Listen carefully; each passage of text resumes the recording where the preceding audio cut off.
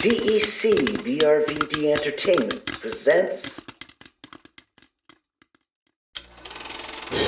Scorpio Cinephiles with Rick and Blaine.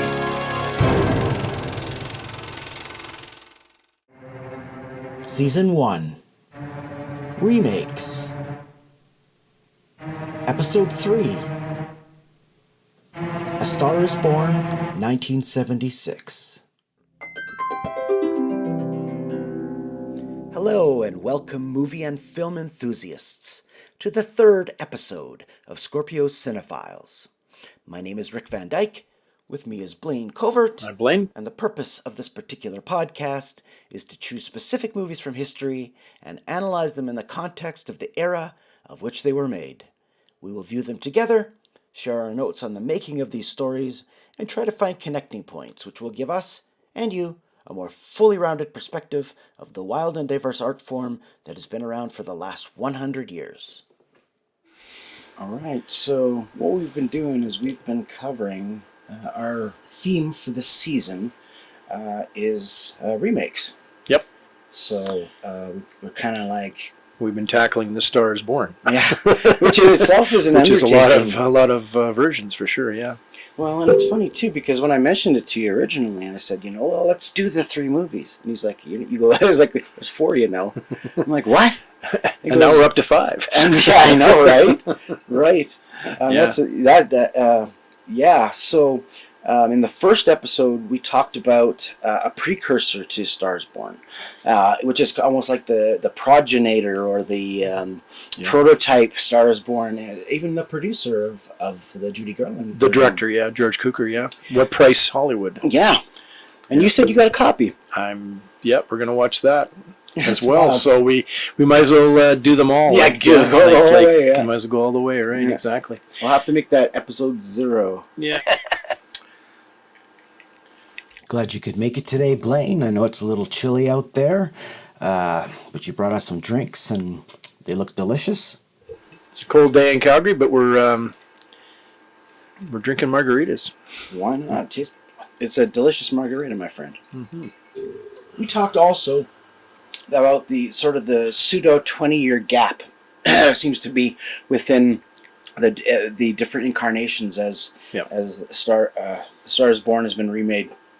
And each one of that's a considerable period of time, if you think about it, right? Because think of what's all happened from, you've got, one version of Star is Born in 1954. Yep. And then you got the next one being 1976. Correct. Yep. Okay. Now,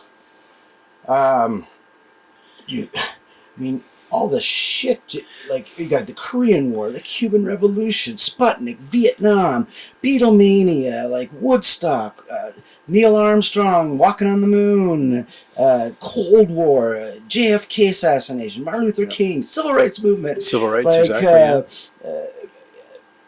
Burn Your Bra, Sexual Revolution, like, it just goes on. Like, there's so much cultural change that occurred within that period of time that to make the movie and make it in a contemporary time, you have to update it. Exactly, yeah. So I think in this time, like you said, which is your foray because you're a musician, is that they chose to to have go to the music like the music, like 1954 is like we were talking about, is a musical, but you're also dealing in the film industry. In this one, you're dealing with the music industry, which you're more familiar than I, and that's that update is I think it's probably the right way to go at that time. In the 70s, you have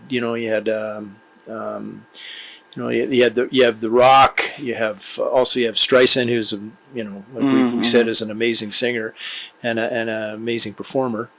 So you've got those, and Kris Kristofferson, no slouch. You got those two people. You put them together and remake Star is Born, and you've got a a winner for sure. And in fact, this film was made for $6 million and grossed $80 million in 1976, which is a lot of money. Holy shit! Well, And it was a number 2 box office champ that year. well, Rocky would have been Rocky was number number one. 1. Exactly. Huh. Yep. Correct. Right? There you go. Yeah, and this is it's an interesting project because for Streisand, I think it was something that her then boyfriend John Peters produced it, who of course went on to do many big movies like Flashdance, Color Purple, Rain Man, Peters, right? the Batmans, and then of course even produced the next version we're going to talk about. There's a guy that's got a combined gross for his films that he produced, and he was a hairdresser. He was originally a hairdresser. Yes. The whole story is that John Peters was a hairdresser, and he was a hairdresser for the stars, and became close with Streisand, and she certainly got his foot in the door. And the guy has produced $6 billion as his worldwide gross for the movies he's made. So pretty crazy, yeah. It is too. Yeah. But there's one thing with Streisand. Now, she originally, for the John Norman role, wanted Elvis Presley.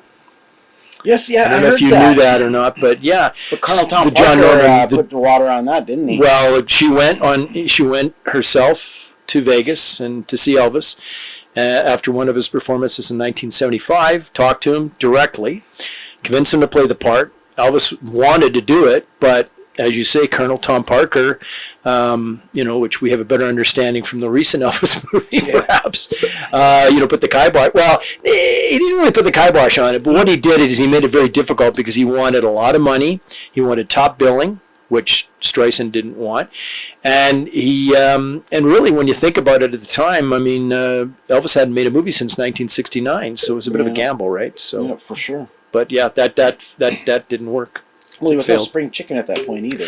No, and yeah, I guess that's part of the idea of the story is the washed up. Yeah, and he was definitely washed up at that time, right? Well, didn't he still have a residency though in Vegas? Mm-hmm. He was still performing and everything. I don't know if that's washed up But necessarily. he died in 1977, right? Yeah. So yeah, not too far after this one, after this movie was made. So yeah. Interesting. Mm-hmm. What if Stars Born had Elvis Presley? Exactly. Maybe it would have. Revitalized his career. Maybe he would have. Yeah. Who knows? It's interesting. What if, like you say, the what if. Yeah. There you go. We'll start a new series. What if cinematic milestones? Yeah, exactly. It's like, what if Mel Gibson played Robin Hood in Prince of Thieves?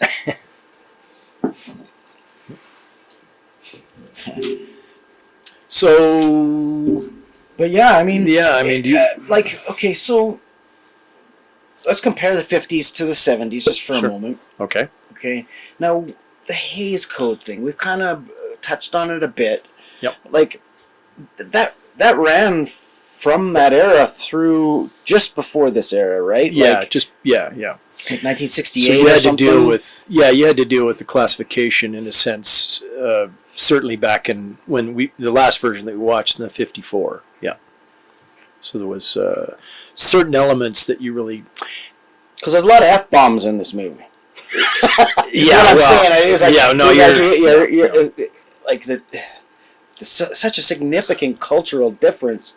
Yeah. Like it's and you're dealing with a rock star. Yeah. Kristofferson plays a rock star. Yeah. I mean, and convincingly. He's a great musician. Yeah, and the rumor was that he had said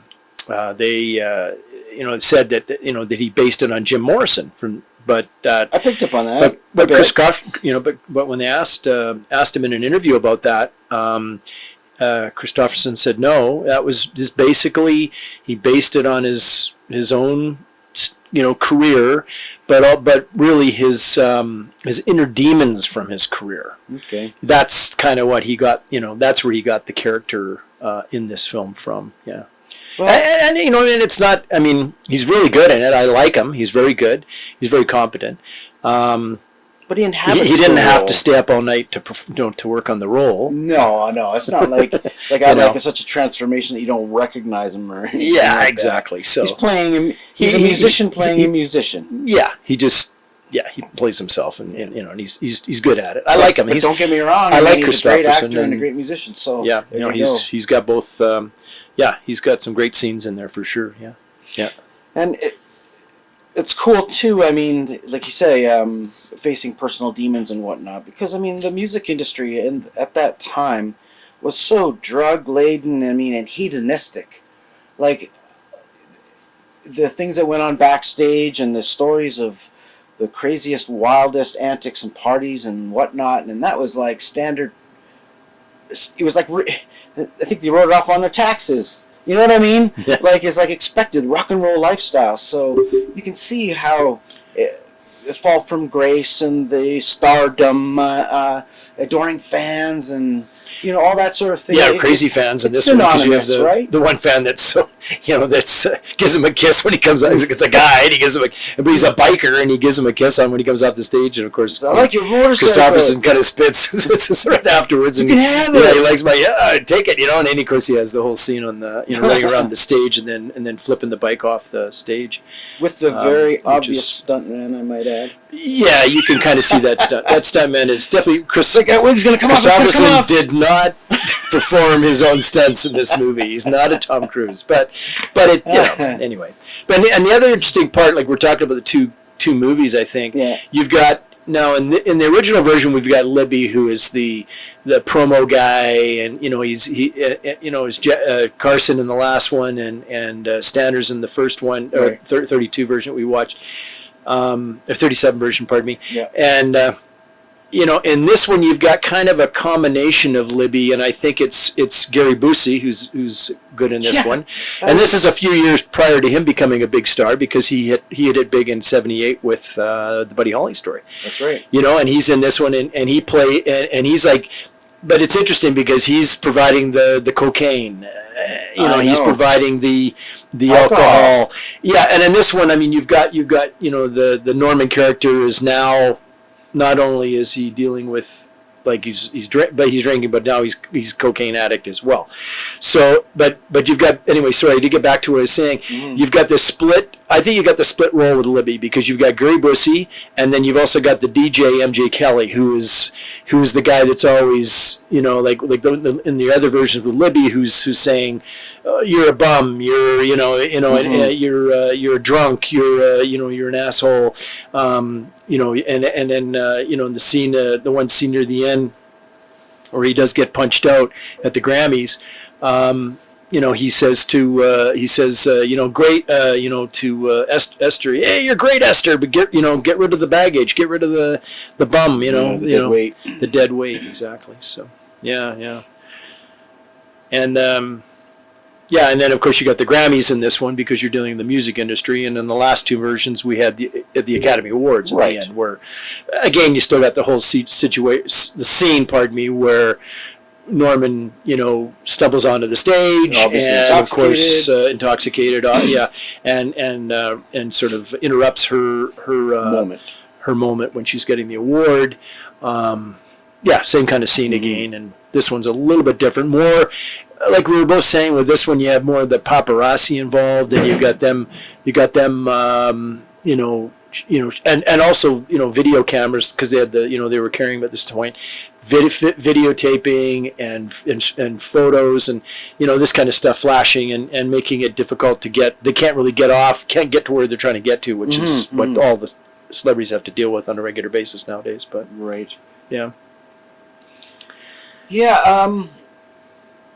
so it went from the Hays Code to the MPAA, right?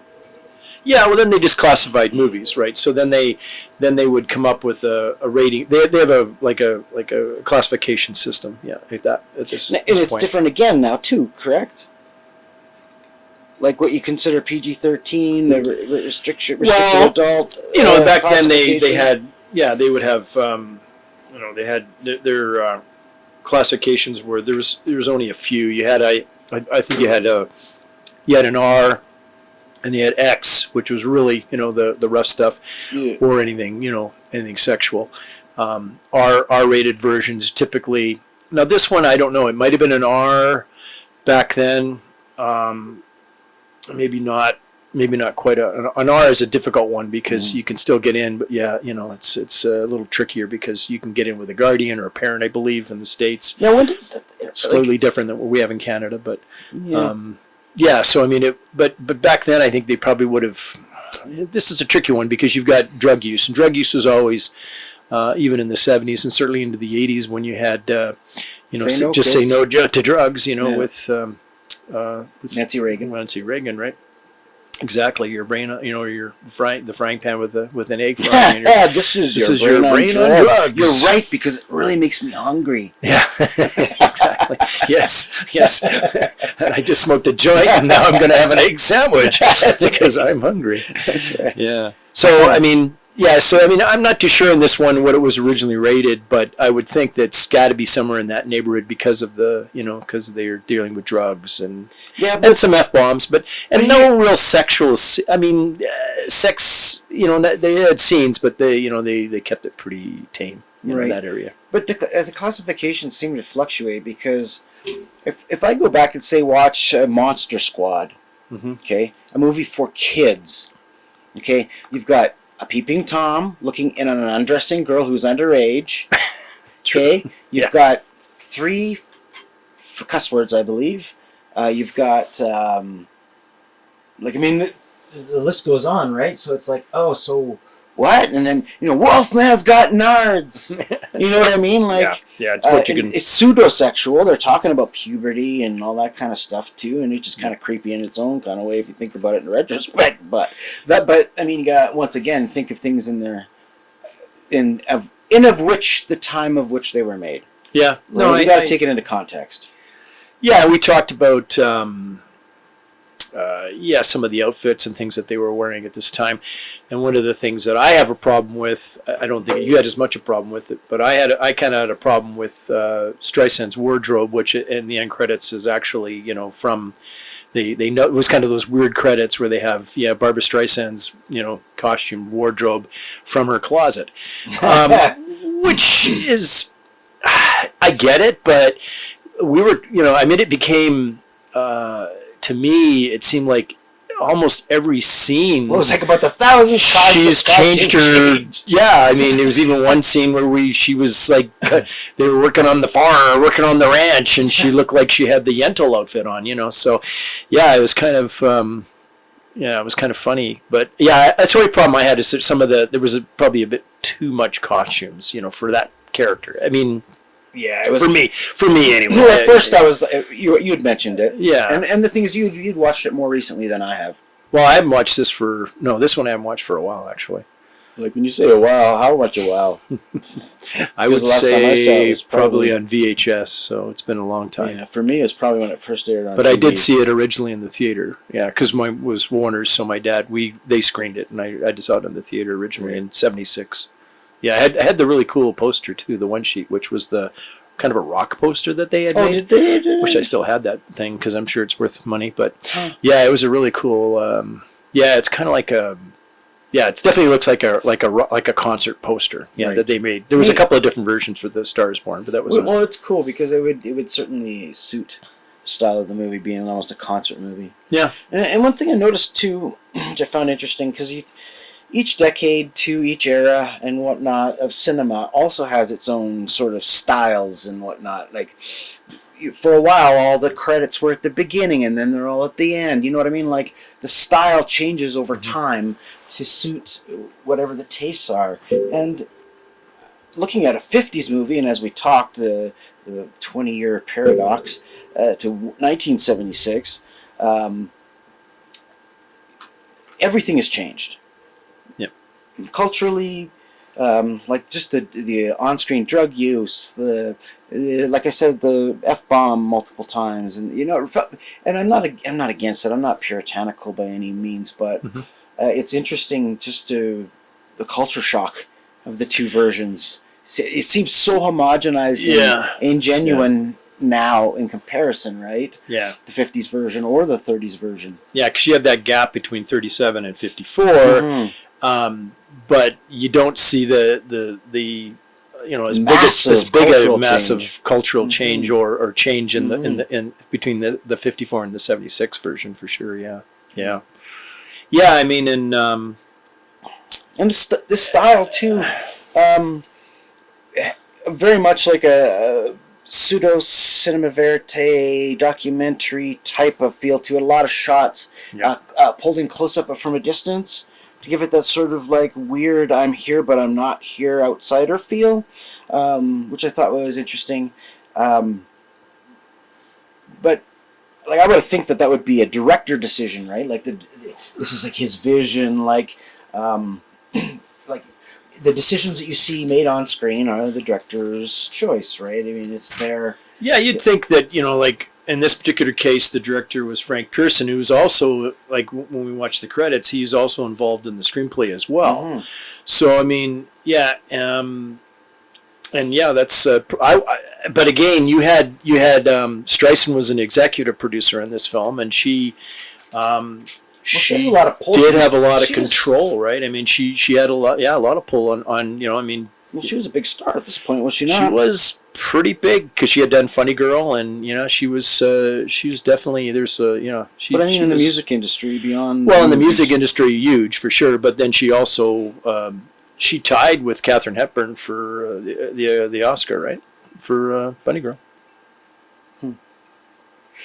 All right. I believe, anyway. I think I'm right. Anyway, but yeah, Pierson, yeah.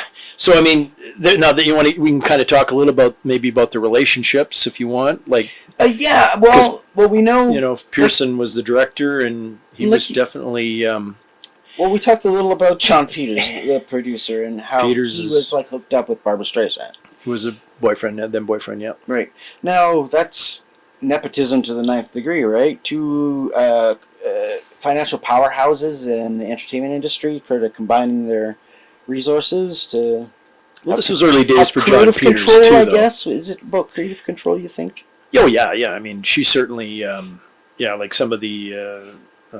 like Pierson definitely had not a very good time in this movie because he was angered by the experience with Streisand, and he wrote a number of articles that was published in magazines just prior to the release, although it didn't affect it. But he described her as a egocentric and manipulative, controlling. Wow. And then even Kris Kristofferson, compared making the film. He said it was akin to going through Ranger training, which he did in 1963. Yeah, he said. And when he was because he had someone yelling and telling him what to do. He said you sleep 3 hours a day, and your skills and will to succeed are constantly being challenged. Jeez. And he struggled for 3 months working with Streisand, and he didn't go back to making movies for a while because of that experience. Didn't that probably burn him in the industry for bad-mouthing someone so publicly? And well, Kristofferson didn't say anything at the time. He said this later, but Pierson, yeah, I mean, I don't think it had any effect in his career, and it didn't have any effect in the movie. I don't think anybody really cared. They all made money on it, and the soundtrack was huge. It was a huge soundtrack as well. So don't forget, the movie did $80 million, but then you had a soundtrack which was, another cash cow, right? For sure, yeah. And we were talking about, I mean, the sequence when we were talking about 8 tracks, because there's a scene where he's in the Ferrari driving and he's popping in the 8 tracks, which is kind of funny. That's for me and I think Rick as well. We were both kind of talking about 8 tracks and bringing back memories for us old guys. But yeah, for sure. Yeah. What else? But getting back to sort of to Frank Pierson's perspective on his experience. Mm-hmm. Because, I mean, that movie made a shit ton of money. Oh, yeah. I mean, so does he see anything off the back end of that, or is it his deal just sort of like a work for hire, and that's why he's kind of pissed because he has no creative control kind of deal? I think he's probably just venting his frustration with the relationships that he had at that point, and I think we can see where Streisand had a lot of sway in this and pull in this, right? Because she was deciding. I mean, you could see her a lot of things where you're seeing that she's deciding it. Yeah, well, not only does she have a horse in the game, but she has a stud. Exactly. Right. Well, and I think you've also got the there. I mean,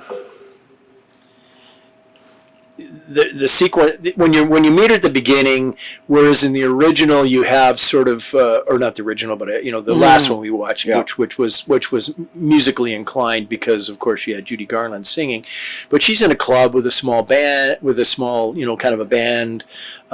Bigger band at that point because they were a little bit different than by the time you get into the rock in the 70s, but in this one you have the first time you're introduced to Streisand is when Kristofferson kind of pops into this club, and she's performing with these two black girls, and they're called the Oreos, which is kind of cringy. But anyway, I think it's cute. You think it's cute? Okay. Well, anyway, I think it's but. Even in 1976, would it be kind of laughable to have like a name like that for? I don't know.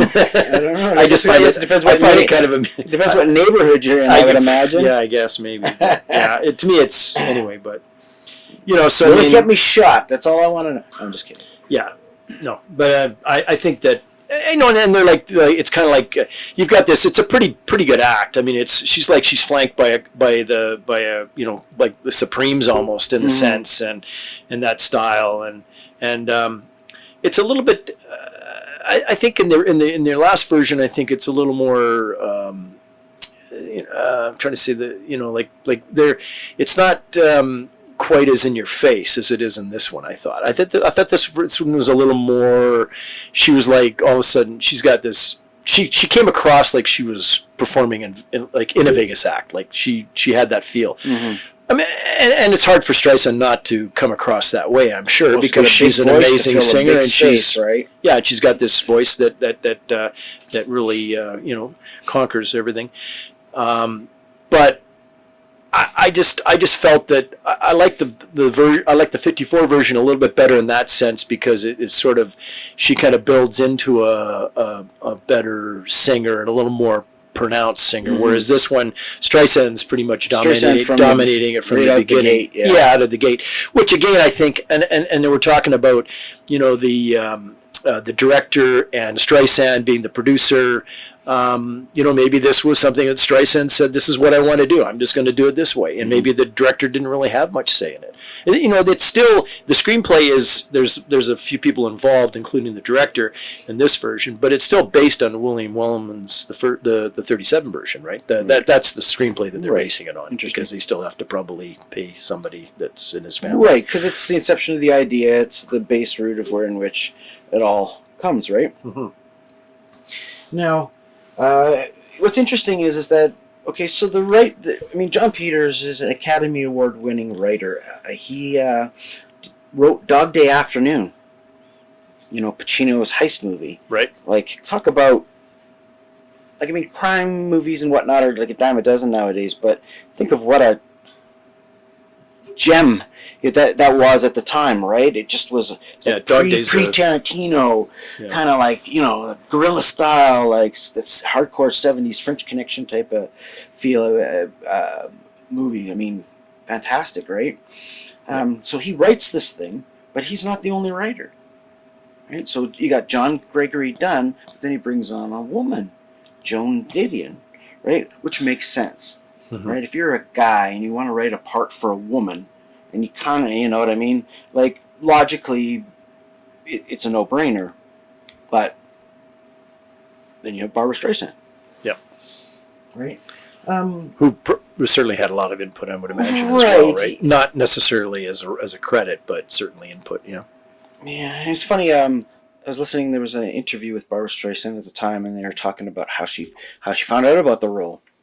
And she said that her agent had brought it to her and said, "You got to see this. Here's the script. It's going to be a big thing."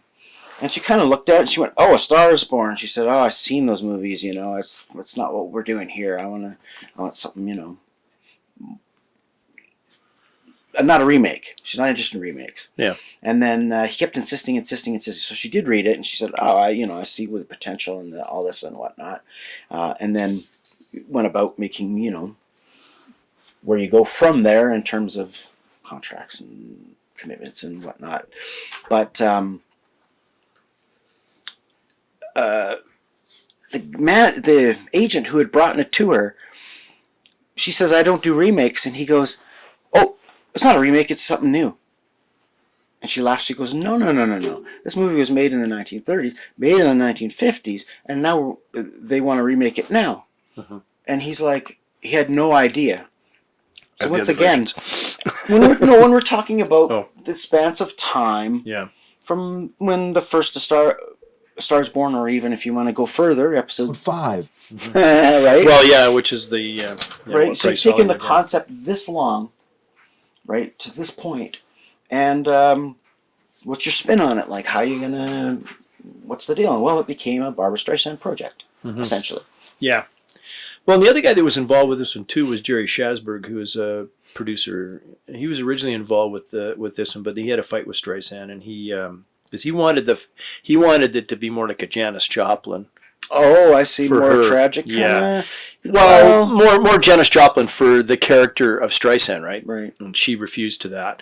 And Well, you don't need two tragic characters. I mean, it's. Well, I don't think he was looking for the tragedy part of the Janis Joplin. I think he was looking for that kind of a singer, like kind of a soul, rock, more soul. yeah, soul, yeah, that kind of thing. Okay. But anyway, but again, that's that.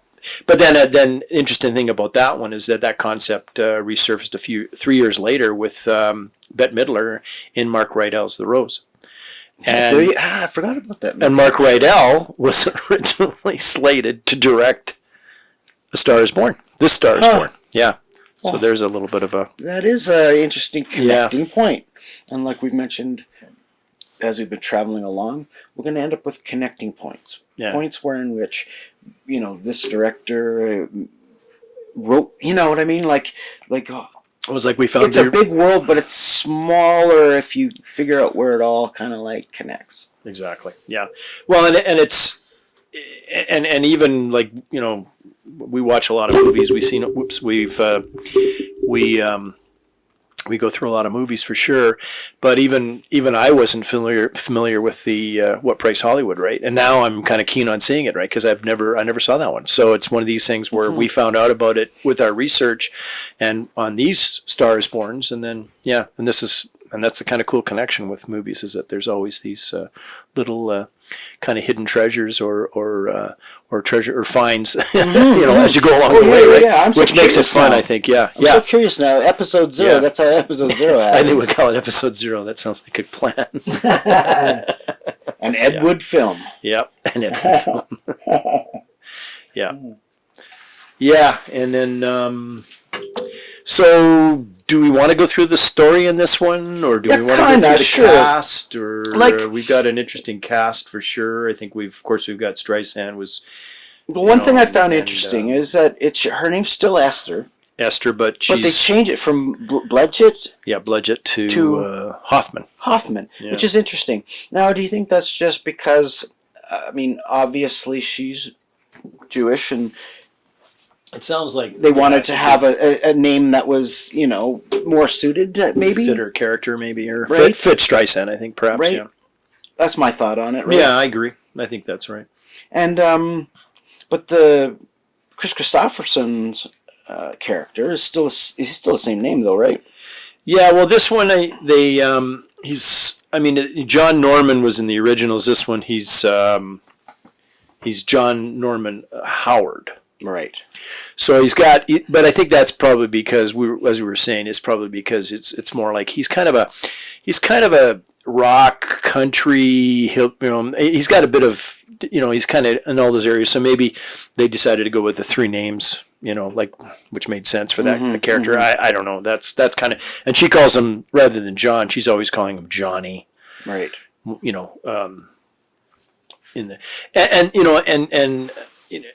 get me wrong. I mean, and we were talking. I think you did mention the critics did lambaste this movie initially, right? They did not like this movie. They didn't like the script. They felt it was too long. I think Streisand got beat up a little bit by the critics for sure. But no one disputed the musical proficiency of the movie itself. No, yeah, like the and I think performances by Kris Kristofferson, fantastic. watching Barbra these Streisand guys, is really good. the chemistry was great, and I've seen reviews from some big critics who felt that the chemistry was not good, and I'm sorry, but I mean, I get some of the complaints about the film, but I don't get that complaint about the chemistry, because when I watch this, I think the chemistry is really good in this one. I think that it takes a little bit of time to build, but it gets there. And I think the sequences on the ranch and that are, you can really see that they've fallen in love, that these are two individuals that are really in love with each other, right? Yeah. And that's one of the hardest parts of writing a film. Like when you're doing television or something where you have a long form narrative, you can explore a relationship and build on suspense and whatnot. But if you think about you're introducing two characters that, well, in this case, a remake, but you're being introduced to these characters, and within this short period of time, you have to convincingly show that they fall in love. Mm-hmm. It's either going to seem forced and too quick, depending on the story, or it's going to appear half-baked, like doesn't seem feasible, there's no chemistry or whatever, and then sometimes you just, magic happens, right? Yep. Like, Val Kilmer met Joan Kilmer on Willow, right? I mean, that, when you see that... You can see the relationship. Yes. Yeah, kind of sparks. Yeah, the sparks, yeah. Sure. Well, and I think this is kind of cool, too, because there's a few, sequences, like, the one thing I liked was one of the songs that he does sing, which sort of gives you a foreshadowing, is I'm going to take you, girl, and show you how.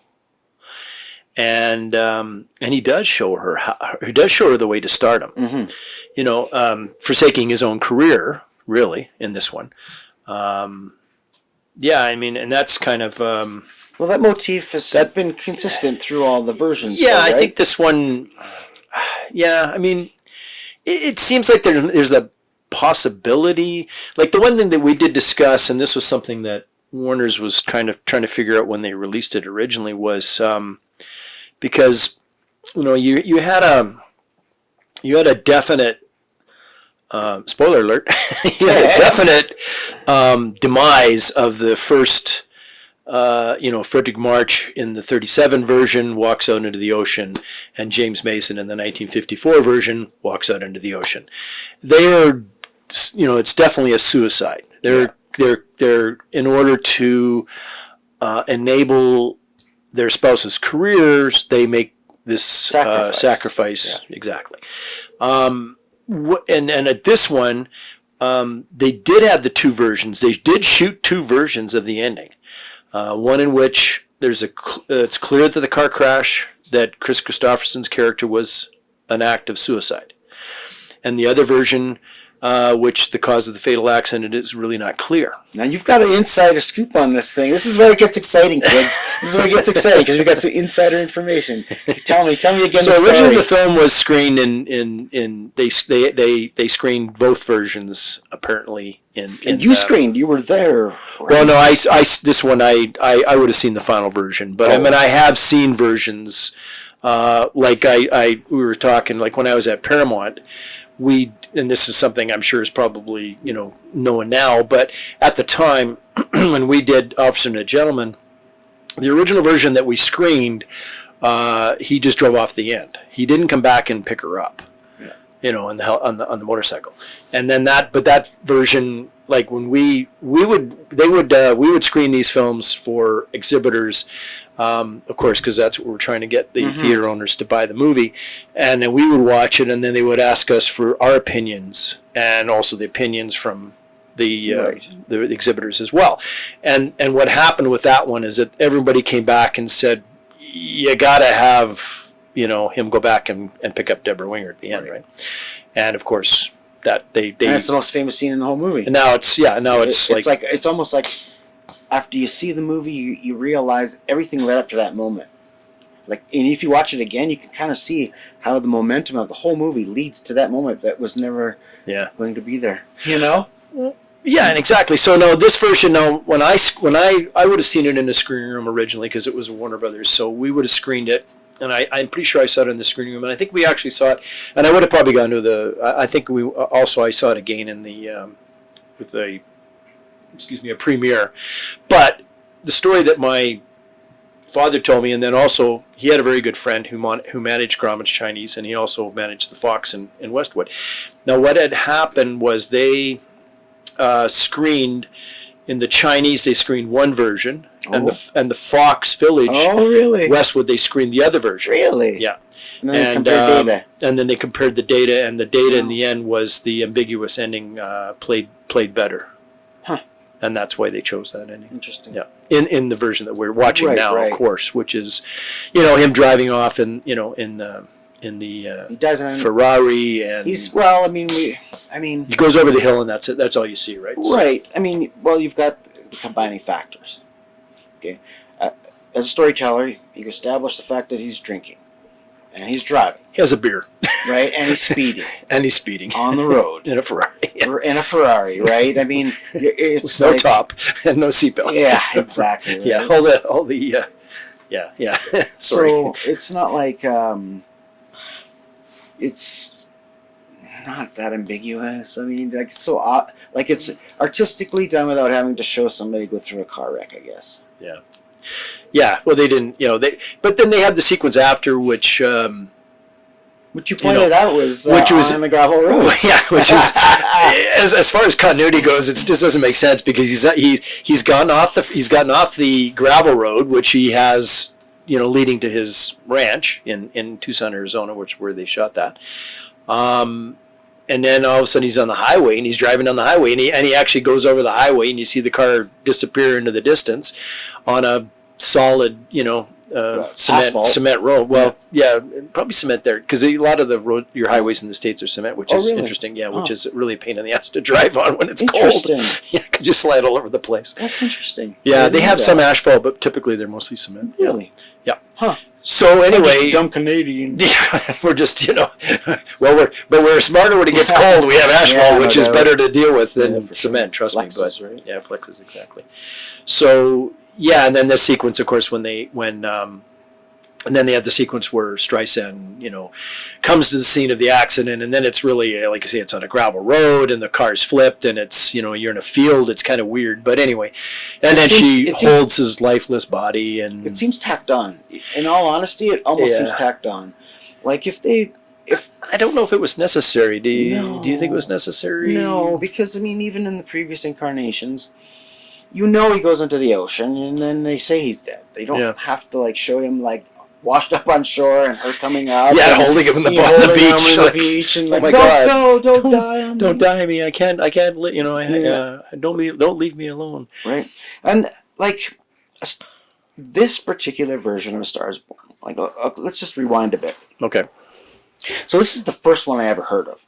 Right, when I was a kid. Yeah, that's one of the first one that you were introduced to. Right, I didn't know anything. It was the same as me as well. I was a little older than you, but still, yeah. This was definitely the first version that I saw, and it was a big push, right? Yeah. Warner's was pushing this thing big. It was a big tentpole movie, was it not?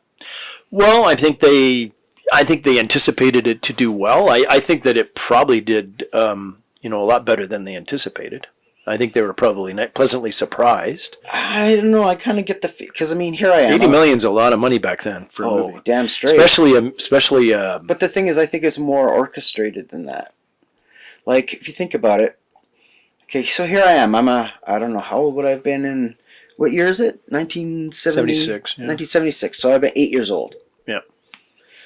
How an 8-year-old can know about Kris Kristofferson specifically, Barbra Streisand specifically, the name and brand name A Star Is Born, have heard the song on the radio. Oh, yeah. You know what I mean? That's a lot of, that's advertising, that's marketing. That's a strong push. You're putting a ton of money into that. Well, they had to rely, like you say, nowadays, we've talked about this before, but we'll repeat it again, is the fact that nowadays movies are born on the internet in a sense, that's where they get the all the hype and information. Data. Exactly. And back then it was really, and even when I was with Paramount in the 80s, you had your soundtrack was a really important part of the film, and it would get released earlier, and the record companies would push it, and then it would get into the record stores, it would get on the radio stations, and you'd have a couple of hits off of that album, and And there you go. And then when the film opens, you've actually that was really the internet back then, was the soundtracks, I think, that helped. Yeah, because it usually would come out like a month or so before the movie, right? Oh, yeah, absolutely. And a lot of times if you had hits like, like Beverly Hills Cop, you had the soundtrack was a hit before it hit the theaters, before we hit the theaters, the film. Flashdance was another example, same kind of thing, which was another Footloose. movie that Peters produced as well. Yeah, Footloose. Yeah, I mean, and back then, I mean, you had a couple of hits that were off of this film as well, a soundtrack. And that promoted the movie for sure. Like you say, you heard it, and you're like, okay, cool. Interested in seeing it now, right? Yeah, and that's the thing too. I mean, nowadays you're inundated with so much data. Right, everybody's online, and you're being constantly hit over the head with ad, buy this, do that. You know what I mean? Like there's no escaping it almost. Like I remember the Wild West of the internet, where you went online because you didn't want to have to deal with commercials. Well, guess what, son?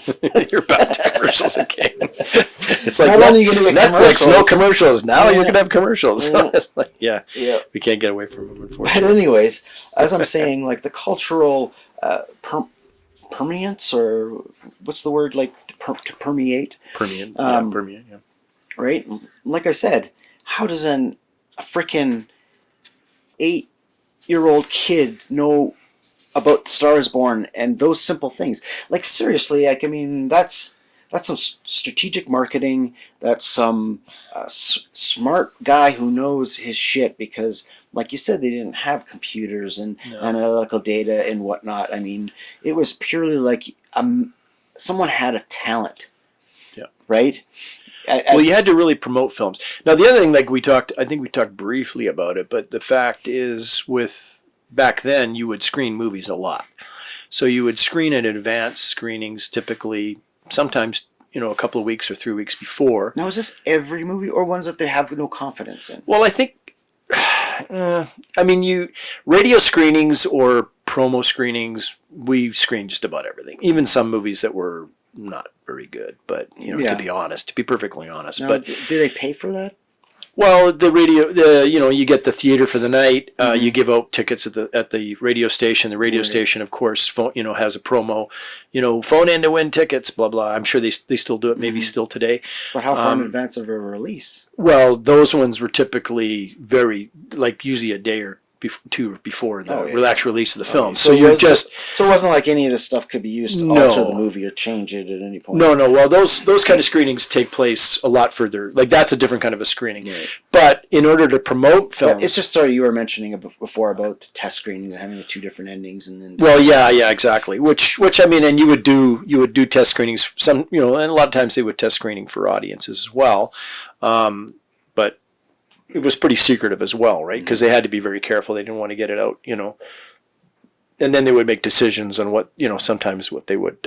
like, when I worked at Paramount, one of the funny things that I remember was the Zucker brothers, Zucker Abram, they did Airplanes and Top Secret.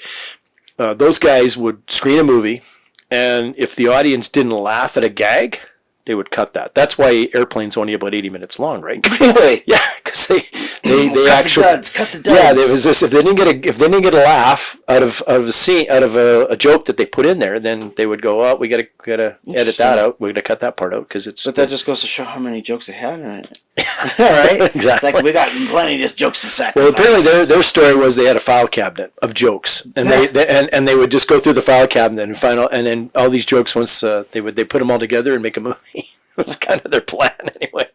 Back in the day, they were characters for sure at Paramount. So Frank Mancuso was the head of the distribution at that time, and his office, leading to his office in New York, they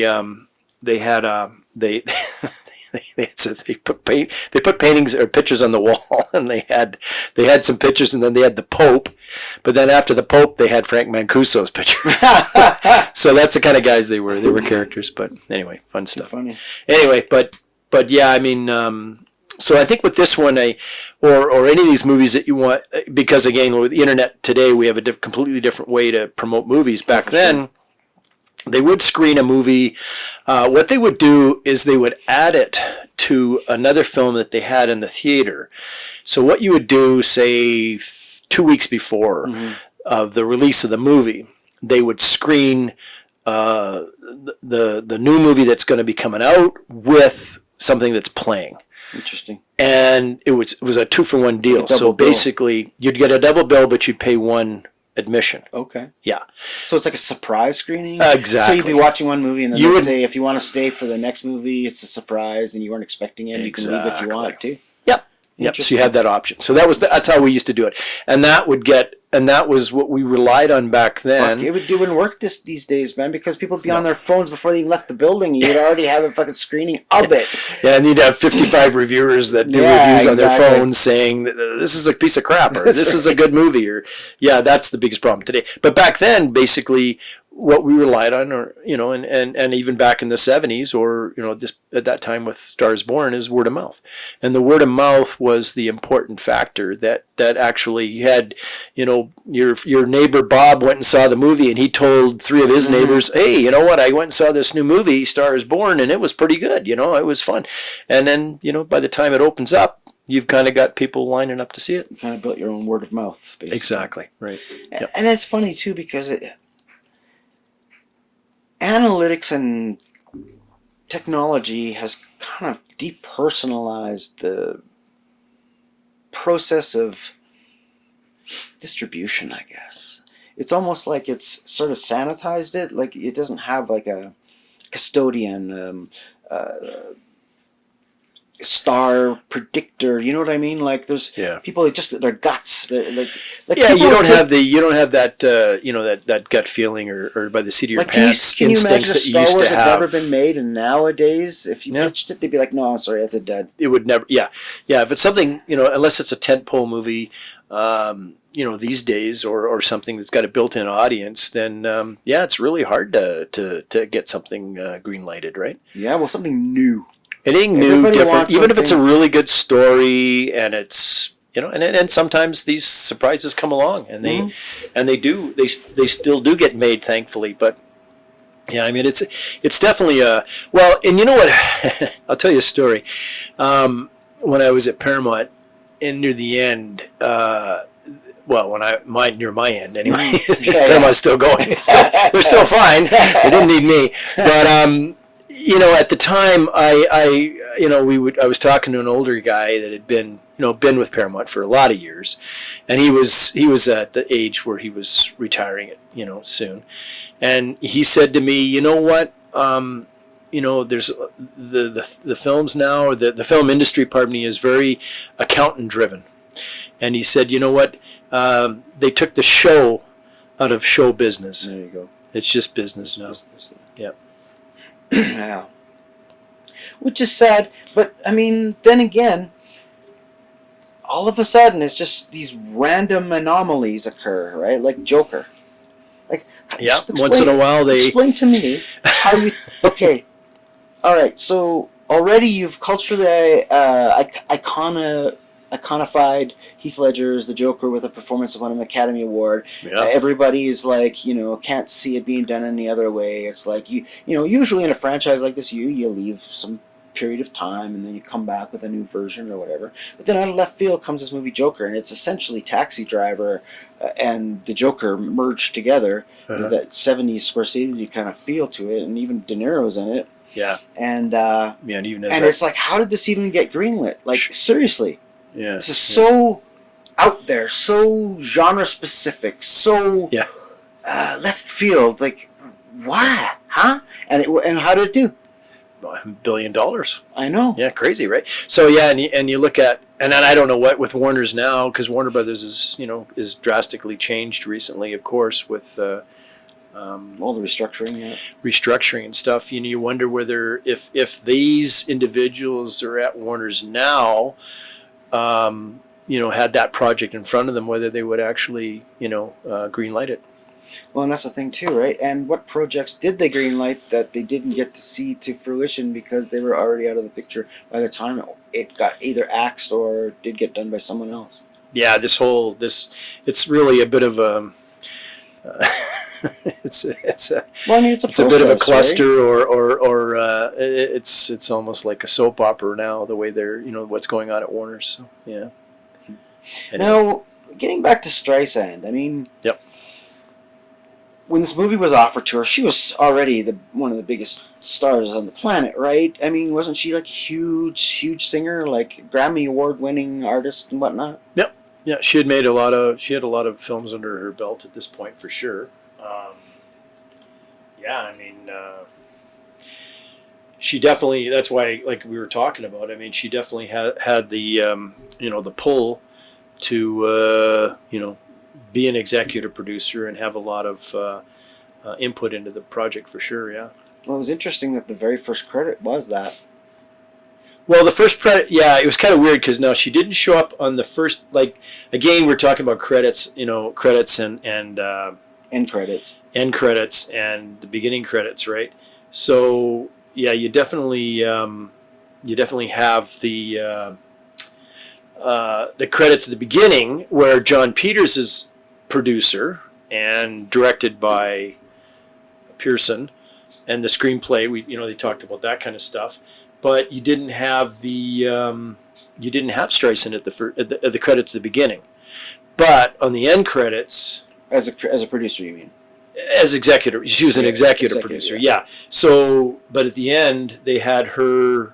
The first credit up the line was her. Straight out. Was her as executive producer Barbra Streisand. So yeah, she wasn't at the beginning. So that's interesting credits as well. The way they did it, but yeah, and crazier even is Barbra Streisand's wardrobe gets a credit. So that's not the only weird or crazy credits. There's probably a stack of them, but off the top of my head, like Greystoke, Legend of Tarzan. When Town was replaced by Hugh Hudson as the director, Michael Austin was brought in to do rewrites. So unhappy with the alterations, Town had his name removed from the project, and that is how his Hungarian sheepdog, P.H. Vasek, was nominated for an Oscar. You knew you were talking about the Zucker brothers. They have crazy credits in those Naked Gun movies. But Robert K. Weiss, the producer of Naked Gun, if you follow the credits for Mr. Weiss's contributions, just past that you'll have assistant to Mr. Weiss, secretary to Mr. Weiss, Mr. Weiss's wardrobe, and then you have Mr. Weiss's divorce attorney. So he must have been going through divorce at the time, which is kind of funny, a little Easter egg. Yeah, I mean it's interesting too, and someone has a lot of controlling stock, let's say, of the creative decisions made on any project. Yep. It can generally affect, the good blood, I guess, between co-creators. Uh-huh. I mean, there's nothing worse than I myself, I still consider myself an aspiring director despite having done a feature, because honestly, it's like once you're there, you're there because you're an artist, right? You have visions, and you want to, you have ways of seeing things that no one else can, and that's why they want you to do their work. And then you show up to a project, and it's like, yeah, I'll ask Barbara. Yeah, exactly, right. Okay, and then Barbara's already got a strongly opinionated version of what the vision is, right? Yeah. And because of all the producing power behind it, I mean, yeah. What do you do, right? I mean, you either go with the flow and just ride it out, or you quit and they get someone else, or right? So I can see how there could be some feathers ruffled between the two of them. Well, like you say, I mean, she was, she had Funny Girl, which she got the award. She had done, she did Hello Dolly, What's Up Doc, one of my favorite movies with. And eventually Yentl. Way We Were. She had done We Were before before this one. What's the one where she boxed Ryan O'Neal on the Yeah, poster? so that's another Main Ryan Event? O'Neal, which is Main Event, Yeah. which is a good soundtrack as well. She did the music for that. That was 1979. Yeah, So yeah. I'm just sort of... yeah, no, I mean she's got a great, she's got Pedigree. a lot of, and she was star power at that time for sure. Yeah, and it's interesting you talk about. I mean, in this particular movie, you only had sort of two producers, but they were joined at the hip at that time because they were dating. So, but then you had to deal with them, and that's where I think some of the people had troubles, like with the Power dynamic. yeah, the power dynamic, and then they were like, okay, well, you're gonna, this is the way I see it, and and that's the way it's the my way or the highway kind of thing. I think was maybe what might have happened, right? Well, But nowadays you've got a situation where you've got several producers or it's like a lot of producers on a movie. Because I talked to whoever gives money. one of the finds guys money. when I was in at the Film Noir Festival, and one of the actors was saying, and he had done some directing, he'd done a bit of directing, and he said, I just couldn't direct anymore. Now he just does like plays and stuff, because if I do a play, I'm directing the play. If I direct a TV show, I'm not directing it, because I've got 8 or 9 producers standing behind me telling me what to do. Oh, for sure. Well, the thing is, a television show's another whole ballgame. Well, even movies right? now, because too. because a TV show has a very definitive style, right? CSI is shot a certain way with a certain color palette and certain angles. We got to be. This is how we shoot. This is where we shoot. You know what I mean? And then you come in and basically just. But I think go. isn't that one of the issues I think we have these days, is that, like, we're talking about the fact that everything has to be very they have to be very cautious, very careful, what they're doing. So I mean, if you hire a director that's done a film that's a really big hit, for example, whatever one, and then you hire him for the next movie, and you say, okay, look, you know what? I have faith in you. You're a good director. You know what you're going to do. You know what you want to do. Just, here's the reins, take over, make the movie. But I don't think that happens these days. I think that's the biggest problem with sometimes these days, is that the guys that are behind the camera, the producers, and a lot of them maybe not even, they don't know how to make a movie, but then they tell the director, well, no, you should do it this way, or you should have that scene this way. You know what I mean? But I mean, that's when you're talking huge coin, though. Well, yeah, right. but I mean, you got to remember. Like, I mean, I'm not trying to be on the side of the money people, whatnot. But I mean, think about it.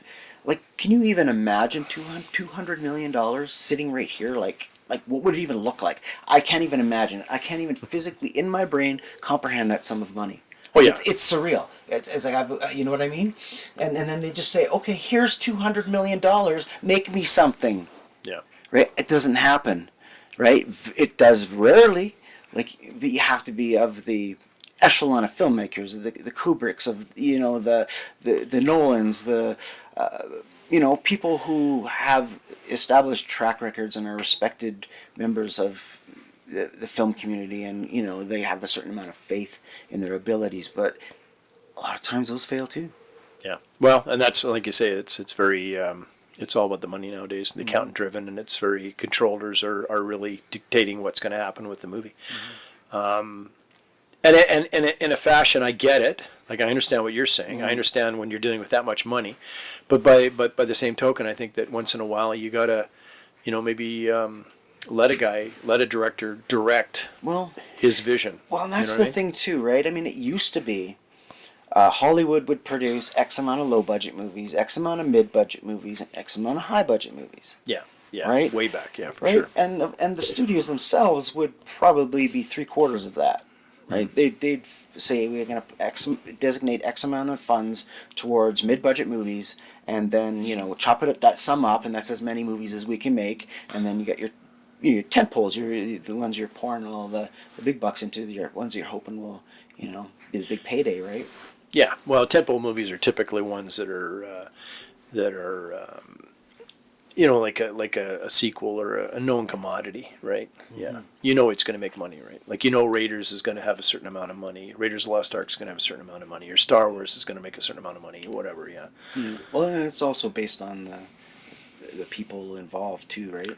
But once again, You hope. and we always it's almost like for me the cultural sort of mecca, the crossroads of entertainment and filmmaking and everything for me is Star Wars. Yep. It just because and everyone says that it's like an echoing story throughout the entertainment industry about the inspiration and the cultural landmark and how it changed people's lives. And it's no different because we're talking about the 70s, right? Yep. And I mean, Like you said, the original Star Wars was, originally when they screened that for, I think Lucas screened it for his buddies, which was Coppola, De Palma, and Spielberg. A lot of the really big directors that time. Didn't someone say They good didn't luck really- next time? Yeah, basically. I think De Palma was one that did as well, But then again, he screened it without all the effects, and and it was a pretty basic. But again, they just didn't see it, and then that. But But didn't then again, Marshall they were Lucas wrong. save that movie though? That's the story I heard. I heard that the screening for the executives was a huge clusterfuck. They thought this thing was going to go into hell, and they were going to have to write it off, and it'd just be a huge panic for the studio. Fox and at the then time. they said it needed to be edited, and of course Marshall Lucas, George Lucas's wife. I don't think he was his wife at the time, or was she? I don't know. Anyways, she saved the movie. She just took out things that didn't need to be there and made things connect faster, and the pace, like the whole final Battle of the Death Star. Mm-hmm. Okay, imagine. You've heard of the ticking time filmmaking technique, right? You have a specific set of time within the film or movie where something is going to happen, and then it's like, a lot of times it's the ticking time bomb. Yeah. Right? That you see like the digital ticker go down to zero. Yeah, the clock. Yeah. Right. So the digital clock. Yeah. right, and then that can be more metaphoric than that, but that's the most I get you. used trope. Mm-hmm. And it's like, imagine that just having no impact. Like, it's just, instead of cutting away at the proper moments to the music where you build the anticipation to the thing and blowing up the Death Star, and and it just changed that whole scene. It went from people watching it to like almost standing up while they're seated. You know what I mean? Yeah. The edge of your leaning seat. forward in their seat. Yeah. Exactly. All in editing. Yeah. Yeah. No, editing is a huge factor for sure in the final version of any movie. Now, speaking of editing, and Star is Born 1970s. Yes. Okay, because there was a good opportunity to end the movie at a certain point. Like, I felt it would be poignant. It doesn't have to be specific. Yep. It gets everything as if you said in the story, has been told and it needs to be told. You understand all the plot. How character arcs and everything all come back and connect, and plot devices and everything comes full circle, and the songs and how they connect. You get all that. Mm-hmm. And then right when you think it should end, you get like, welcome back to Barbra Streisandville. Yeah. Yeah, I think I agree with the critics in the And don't get me wrong. Sorry, I just want to preface this with, I have no disrespect to her talent. I think she's absolutely lovely again, and fantastic. her performances and yeah, we like the movie. We just have but there's a few things that I think, and I agree and that's what critics. One of the big comments from critics back then was that it's a little too long. Now, when we got to the point, okay, I think we yes, Norman's dead. He's crashed the car. Okay, we had to go through that scene, but then we had the scene after that where the guy finds the tape, playing his song that he was trying to sing throughout the one scene sequence where the phone kept ringing, which was kind of cute, and that song's playing, and then she listens to the song, and then then she goes into this emotional turmoil and cries and blah blah blah. It's the same kind of thing as what she's already kind of done anyway with the sequence at the car, which again I don't think that was necessary. But and then she pulls the tape out and and shreds it, which we were kind of laughing about, saying, it's just so is it over a the possibility top. that that's the last tape that Yeah, the only tape that he made of that song? That's right. Oh, we're fucked now. That's right. The because- manager's got masking tape. Yeah, he's trying to put that tape back together. But yeah, and then The and little then pencil and the spin thing. spinning it, with trying to get to the. So I mean, we both agreed in that scene. We watched it and said, this, I don't think that was necessary. And then you had the scene at the end where she sings, which is great.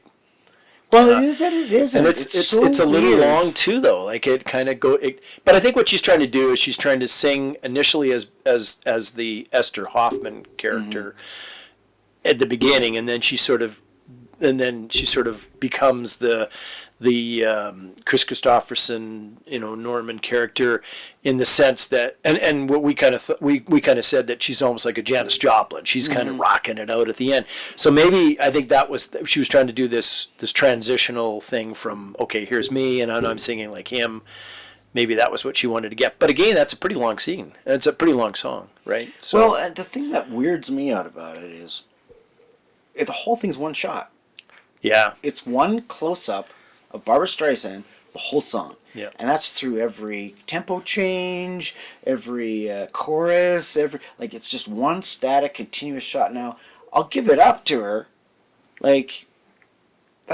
You're pretty freaking confident entertainer if you're able to just be, go on camera and just do it all one take perfect. Yeah, belt it out. Yeah. Right? Because there's nothing wrong with her performance. No, it's It's bang on, for it's sure. just goes on forever. yeah.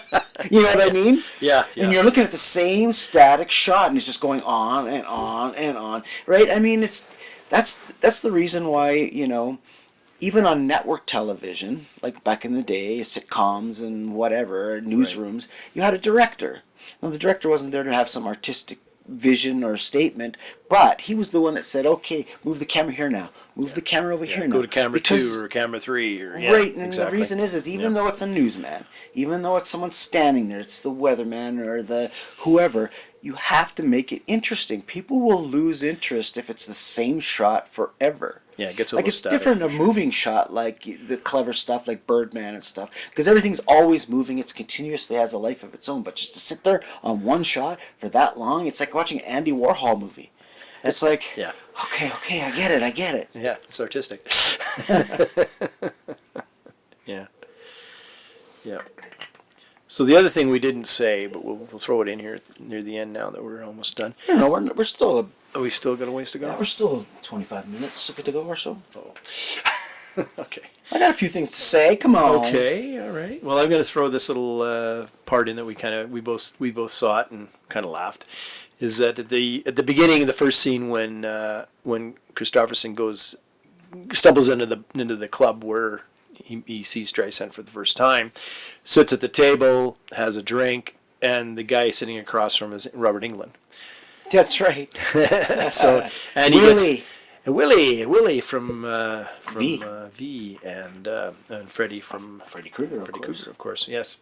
So anyway, that's there's kind of a interesting side note on that one. I don't know if you were aware of this, but so he's kind of a bit of a dick because he's trying to get him to get up on stage and sing for his girlfriend, who's bought every record that he ever made, and of course that doesn't work out too well, and they get into a bar fight, and Kristofferson actually broke Robert Englund's nose in that scene. Oh. But he did, because he didn't realize that Englund was an actor. He thought he was a stunt double. So he thought he was So you could hit him. capable of, you could kind of It's hit okay, him. you're a stuntman. I can clobber you I guess, anyways. I don't know exactly how that works, but anyway, that was his excuse. Get paid to get punched in the nose. Yeah, you get paid if you're a stuntman. You get paid. Yeah, you get paid to get punched in the nose.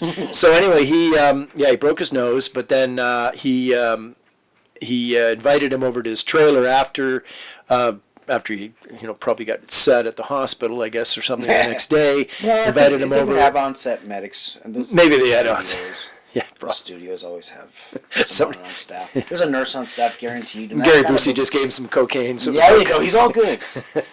So anyway, he invited him over to his trailer, and they had some wine apparently, and they were he apologized, and Anyway, it's kind of a funny story that Robert Englund likes to tell. Now, one thing that I find interesting is that, like, obviously you can show drug use, but you can't show some things or whatever. But there's these scenes where Kris Kristofferson, like Gary Busey's, bringing up the little spoon, and then he's like, got to snort every time he goes on stage. Now, what I found interesting is I'm watching it, and it's like it goes up to the nose, and just before he's about to sniff, the camera cuts to another shot, like. Yeah. Of the same, you know what I mean? It's like you're portraying it, but you're not actually showing the traveling of substances up through the nasal passages, and that makes it okay. It's interesting, yeah. And again, where we were talking about the rating and how do you do, and it's funny when you watch stuff on TV nowadays, they'll have like a rating, and they'll say drug use or sexual content or some violence, but yeah, I mean but drug use seems to be one that they always have a warning on, right? Mm-hmm.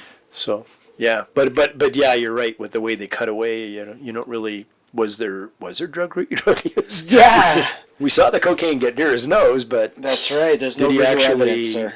Snort it? Yeah. So now let's talk about Kris Kristofferson for a moment. Sure. Like, I'm a heterosexual guy, but man, that guy's sexy. Like, seriously, man, he's just like.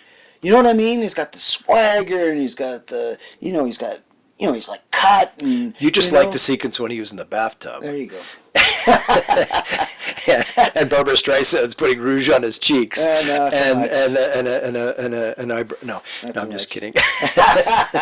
Yeah. But I mean, like, what a great looking guy. Like, you can see he is a star. You know what I mean? He like in real life. Yeah, I mean he's a rock star. He really is a rock star. And when he's on stage, he dominates it. And when he sings, he dominates. And I like him as an actor. I mean, he was he's done stuff over the years. He's done some cool westerns. He's buddies with Willie Nelson. They've done some stuff together. And I thought he's fantastic in Blade. And he's good in Blade. I mean, he's great in Blade. He's I mean, I like him. He's got a very natural, kind of way about him when he acts, and it's great. Yeah, I mean, and he's very good in this movie. I thought it was funny. Like I say, it's been a while since I've seen it, and I watched it really closely. And looking at his performance, there's sequences in this one where you go, geez, that guy is pretty frickin' good. I mean, he did a good job. I mean, there are some scenes where you. He doesn't really even. He's not saying anything. It's just again the emotions on his face and the look and things like that. That he's capable. Yeah, he's a very capable actor for sure. Which is interesting because they say it's all about the eyes. Oh yeah. Right, and you think about the shot in the very first version of *A Star Is Born*, where you just see his eyes. Yeah, at the end, right? Right. Exactly. I mean, when it's kind of the shadow in his eyes as when the door's open. Yeah, right. And he's taking all this in. And his eyes are expressing the emotion. Expressing the emotions, exactly. Yeah. Right. Which, I mean, which is a testament to all versions, really, because on some level I was touched on every version. Right, less so when it's older, and that's no disrespect to the quality of craftsmanship or the era of which it's made. It's just I'm that much further removed from my own personal tastes because of the generation I was born, that I can respect it but not be as connected to it. That's why I think the 70s version has always stuck with me, because that was the first time I'd ever heard of the property. That's the first time I really knew about the concept. Plus, I've been around a musical family, musicians and whatnot, and give me an interest of mine as well, but I kind of know what it's like to be behind stage. I know what it's like to be in a recording studio, so, it has some sort of a feel to me, a familiarity, I guess. Yeah. And substance abuse too, because once to be honest, once you're exposed to the entertainment industry and you learn about addiction, whether you like it or not, and it may not be anyone directly related to you specifically, it's just you're going to see it in play. Yeah, for sure. And I think it's just because artists are generally by nature tortured, right? Well, they get the best performances out of those artists, right? I know. As George Cukor had said about the performance of Judy Garland. Yep. Did you know Kris Kristofferson got started by sweeping floors at Columbia Recording Studio. Well, that's starting from the bottom. Eh? There you go, the very bottom. The eh? very bottom. Isn't that something? Yeah, yeah. Worked his way all the way up, met the right people, made connections, proved himself. He's already in the industry, so to speak. Yeah. Right, so it was just a matter of time where he could prove he was talented, and he was a good-looking kid, probably, and it didn't hurt, right? And then it's kind of that. What do you say it like the '70s rebel. Yeah. Right, long hair, beard, shirt open with no undershirt. You know what I mean, like that. Yeah, you definitely had that. Yeah. Bad boy kind of. Yeah, the bad boy kind of like we were saying, like a Jim Morrison kind of a Right, character, which is why I think a lot of people thought that he's kind of embodying emulating or embodying the Jim Morrison for this role. But really, I mean, when you think about it, it's Kris Kristofferson. That's just the way he was. And did you know he was in 3 Peckinpah movies? Yep, I know some of them. Do you? All right, see if you can name them. Pat Garrett. Name them. Okay. Well, give me a chance. I'm trying. No, Is it, you got a stopwatch going on? No, but I have my cheat sheets. Oh, yeah, you can cheat. Okay, so say Pat Garrett and Billy the Kid, of course, which would be the biggest one because he plays Pat Garrett. Yep. And then we would have, I know all the Peckinpah movies. I should know these. Now, in the other ones, is he? Oh, it's not a major role, though. I would assume, right? I don't know because I have never seen them. So. Oh, okay. Shoot. Okay. Gosh, I know all the Peckinpahs. Getaway, Wild Bunch, but he's not in those. Bring Me the Head of Alfredo Garcia. There you go. He's in that one. There you go. Okay. So I got 2. Osterman Weekend. He's not in that one. Well, it's a good movie. It was the last one. Was it an earlier movie? I don't know. I guess I'm gonna have to give up on the 2. I got 2 out of 3. It's funny because it says Convoy, but was it? Oh, Convoy was yeah, sure. Convoy is yeah. I always kind of forget about Convoy because it's not one of my favorites. It's good, but yeah, I mean that's a Peckinpah movie, yeah, definitely, and Ernie Borgnine's in that one as well. Right. And, yeah, it's Convoy. Convoy was the song was popular, right? But the movie, Convoy. yeah, it's not one of my favorite Peckinpahs, unfortunately. Yeah, it's one that I've watched. It's not something I would watch over like the Wild Bunch, for example, or the Getaway. I mean, those are ones that I would watch a number of times because they're enjoyable. Convoys, but yeah, okay, Convoy, yeah. So the 3. Now, just to touch quickly on Gary Busey. I mean, man, like I saw him first in the Buddy Holly story. I thought that was his breakout role. I don't know. I assumed that, but yeah, that was in 1978, so it was a couple of years later. Yeah, which is interesting because he looks younger and thinner. He looks more like Gary Busey in this than he does in that. You know what I mean? Like maybe that's why he looks a little heavier, and I don't know. No, and then the other movie that we both liked, I think we talked about as well last time is Big Wednesday because we kind of talked about alcohol and and Jan Michael Vincent and the downfall of Jan Michael Vincent. So Gary Busey, he made that and Buddy Holly the same year, so 1978. Right. But boy, he looked good in Big Wednesday. Right? Oh, for sure. Cut. He's cut. Yeah, I mean he's and he's surfing. I think they did a lot of their own surfing as far as I know. I know Jan Michael Vincent and William Catt are good surfers. Well, I don't know about Busey now. Maybe he kind of I think wasn't that the criterion though for the auditions that they had to be able to surf? I thought wasn't that part of Milius's? I'm sure John Milius would be pretty adamant about that because it's really his story about his surfers in those days. So like you said, again he's got great physique. So I mean maybe he might have been a little heavier in this one, or maybe just the outfits. Who knows, right? Could be clothes is everything, but, right? Yeah, but he's definitely got the physique in Big Wednesday, and then of course he did Buddy Holly, and he's tall and thin and got the shorter hair and plays Buddy Holly, and again really good performance. My favorite Busey is Point Break. Point Break, yeah. Point Break's just love his character in that. Yeah. It makes me laugh every time. You know what? I can watch that movie 100 times. I still laugh at his performance. It's just so good. Yeah. Well, he was the villain in the original Lethal Weapon. He's had a really good career. I mean, he's had some really good movies along the way, right? Mm-hmm. Yeah, the blonde albino. Lethal Weapon. Yeah. Lethal Weapon 1, the first one, Lethal Weapon. Yeah. So, yeah, I mean, he's got a good career in him, you know. So, each of the 3 musical versions of this story was nominated for a Best Original Song Oscar. You've got, in 1954, Star is Born, The Man That Got Away, music by Harold Arlen and lyrics by Ira Gershwin, was nominated. And this version, Evergreen, as I mentioned, music by Barbra Streisand and Paul Williams for this movie, was also nominated. And Shallow, written by Anthony Rosamando, Lady Gaga, Andrew Wyatt, and Mark Ronson for A Star is Born, also was nominated. Now, of all those versions, only Evergreen and Shallow won the award.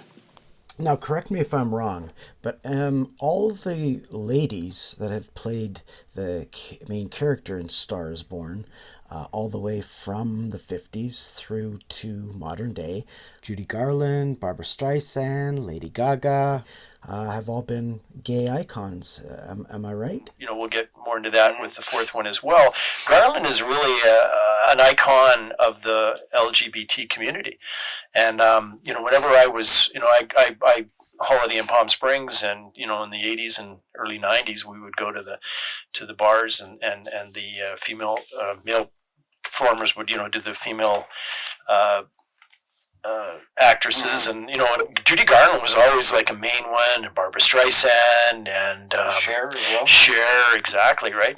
So, you know, and it's interesting with that because the now here's a kind of a cool little note. The Stonewall Uprising occurred a day after her death, which may have likely inspired Gilbert Baker to select Dorothy's cherished rainbow as a defining symbol for his gay pride flag. Interesting. Now explain to someone who might not understand the beginning of, like, the event. So, yeah, the Stonewall Riots, also known as the Stonewall Uprising, began in June the 28th, 1969, when the police raided the Stonewall Inn, which is a gay club in the Greenwich Village. The raid started a riot among not only the bar patrons, but also the neighborhood residents, leading to 6 days of protests. This served as a catalyst for the gay rights movement, both in the U.S. and, you know, worldwide. Well, so, yeah, that's interesting. little tidbit of info and history. Yeah. All right, before we go, here's just a few little tidbits of trivia for you in regards to this movie. So the version of Evergreen, the song, it became a hit at the time. During the recording studio scene is actually a live recording, and they filmed it in a single take. Now, this was done at the assistance of Barbra Streisand. I guess she hates doing lip sync work, and she always wanted to be able to have close-ups during the scene, which would, you know, expose any flaws in their lip syncing. So she wanted a more natural feel to the version. And you can see that in the scene, you know, the kissing and the laughing and such. Kris Kristofferson, however, was very reluctant about singing live on screen and had to be talked into it. A more formal studio recording was used for the final credits. And so. The American Film Institute's 2004 list of the top 100 America's Greatest Music in the Movies, Evergreen, from this version, was in there. Actually, This concludes episode 3 of season 1 of Scorpio Cinephiles, covering A Star is Born 1976. Blaine, it was good to see you again. Yes, sir. And everyone that's listening, you could tune in for the next episode, which will be in a week, where we'll cover the most recent version, the 2018, with Lady Gaga, and I think that's a really good capper for this journey. Yep. And then after that, surprise, surprise, there will be an episode 5 in which we will cover the Lost Star is Born movie. I hope you enjoy that one. It'll be kind of like a time capsule going forward and then going backward again, because this predates A Star is Born, the original. So, and that one's called What Price Hollywood. Yep. So that'll be very cool. Anyways, so I will bid you adieu. All right. Right. Take care, everybody. Yeah. Have a good one, and peace. Peace out. Bye.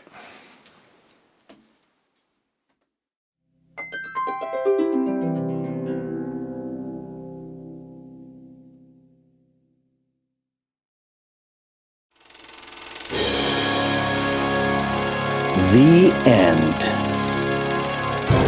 of this episode. If you like this content, feel free to leave a like.